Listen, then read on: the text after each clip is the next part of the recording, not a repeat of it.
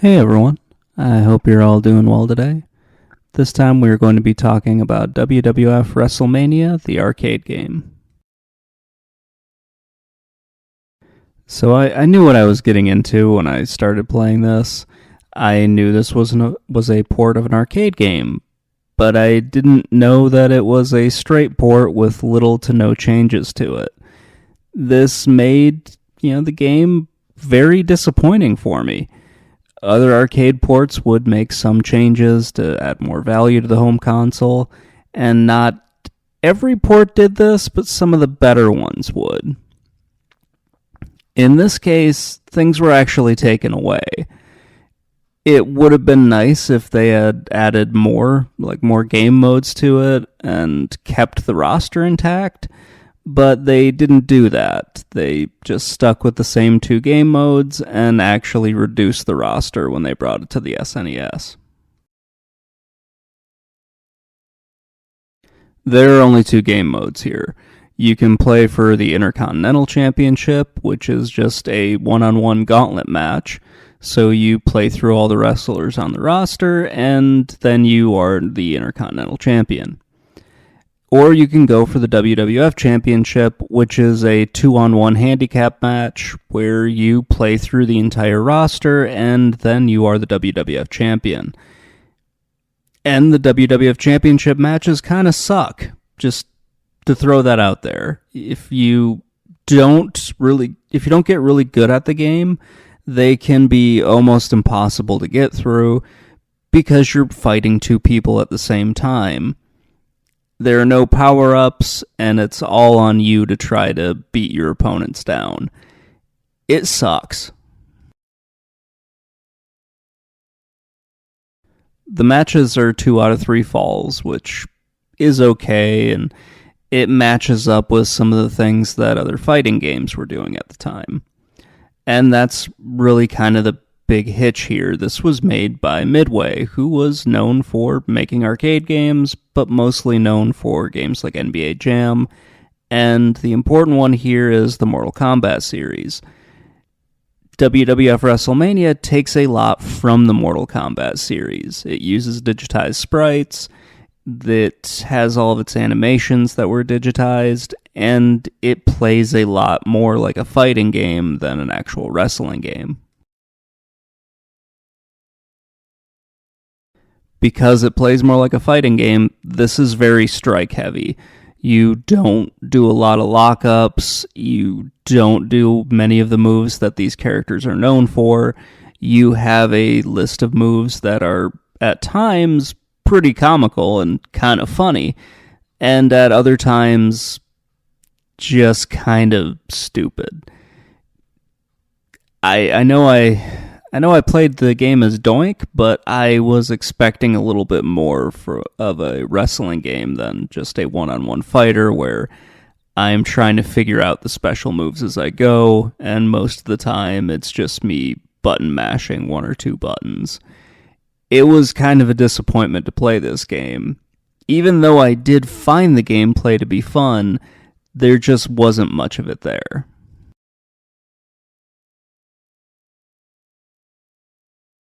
There are no stipulation matches, no tag team matches, there's no tournament mode.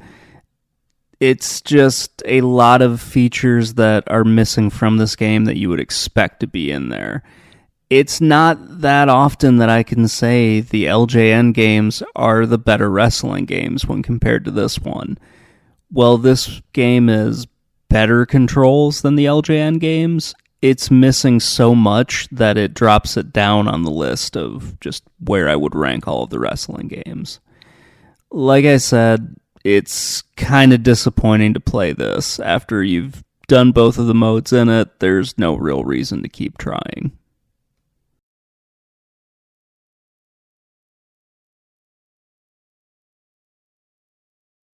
The graphics in this game are really exceptional. The same digitized technology was used on this as was used for games like Mortal Kombat and NBA Jam, and that makes all the sprites look really good. The wrestlers have unique body types, they don't all look like they were just graphical changes to the same model. It's really good to look at this game. Everything is well detailed. The animations for the punches and kicks are really good. The kind of weird special stuff that happens in it looks really good, like when the Undertaker starts throwing ghosts at people or hits somebody with a tombstone, or Razor Ramon's arms kind of turn into a razor, or Shawn Michaels whips out a baseball bat and hits somebody. It all looks really good. And that's probably the best thing about this game, because once you get past the visuals, it's just lack of gameplay, and yeah, there's really just not a whole lot here. Overall, the graphics are very good, and this game looks way better than the LJN games, it looks better than Hammerlock Wrestling, and it looks better than WCW Wrestling. If I just compared these on graphics, then WWF WrestleMania, the arcade game, would be on top. Unfortunately, I don't just go by graphics when I rank these, so it's not going to be up near the top when I finally do a ranking list.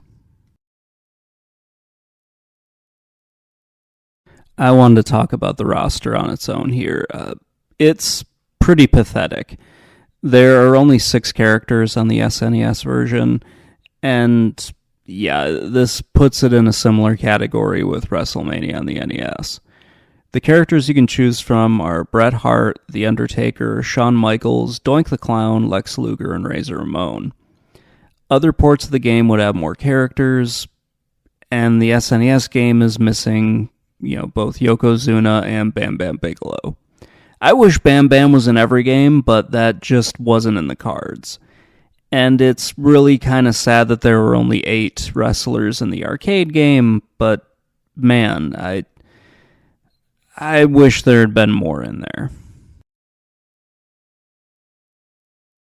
I really wanted to like this game, but there just wasn't enough of a game there for me to like. I like the look of it, I think the controls are really good, but it made me wish I was playing one of the LJN games, because there just isn't that much to the arcade game. And you'd probably get pretty bored with it, like I did after I played through for the Intercontinental and then the WWF Championship. I was just kind of like, well, there's no reason for me to keep playing this. There's absolutely no reason for me to try the other characters, because it's just going to play out the exact same way. This wasn't a good game, but it wasn't because of a lack of care, and it wasn't because it was poorly made. It was just because there wasn't enough of a game there to really, put it over the top or to make it better than what it is. I don't think there's much of a reason to return to this game. It's missing so much of what you would expect from a wrestling game, and by the time this game was ported to the home consoles, you would expect just more replayability in it. You would expect more game modes, more wrestlers, that sort of thing.